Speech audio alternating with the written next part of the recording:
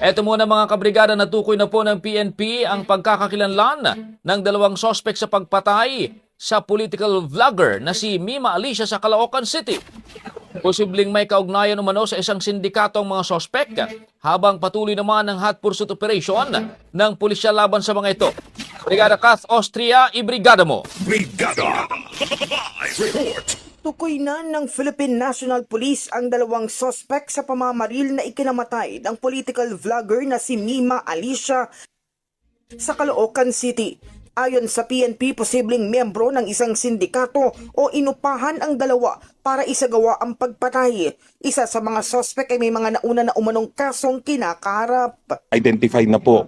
Actually, after less than 24 hours, we were already able to identify. Nakilala na po natin ang mga salarin sa pagpatay sa vlogger po sa Caloocan City.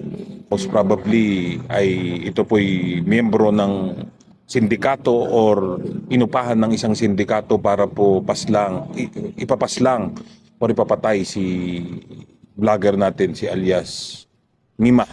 Ayon pa kay Ko, naging susi sa pagkakatukoy sa dalawang sospek ang masusing investigasyon, kabilang ang backtracking at forward tracking ng mga CCTV, pagkuha ng pahayag ng mga testigo at pangangalap ng ebidensya.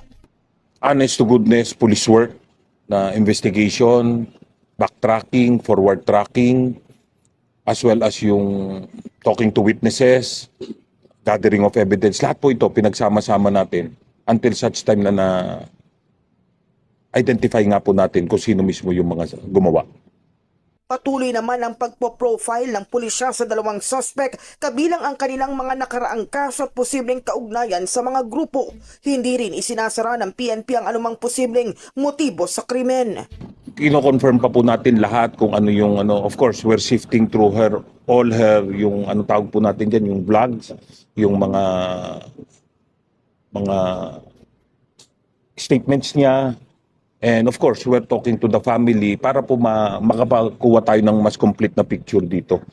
Whether there was actual threats, ilan ito, at saan nanggaling ang threat, at sa Nagpapatuloy ang hot pursuit operation laban sa dalawang sospek habang inihahanda na rin ng PNP ang mga kasong isasampa laban sa kanila. Maalalang nasawi ang biktima habang nasugatan ang kanyang live-in partner matapos pagbabalilin ng dalawang sospek na sakay ng motorsiklo sa loob ng isang gated subdivision sa Caloocan City madaling araw nitong Biyernes. In the heart of changing lives, ako si Brigada Kath Austria ng 105.1 Brigada News sa FM Manila, The Music and News Authority.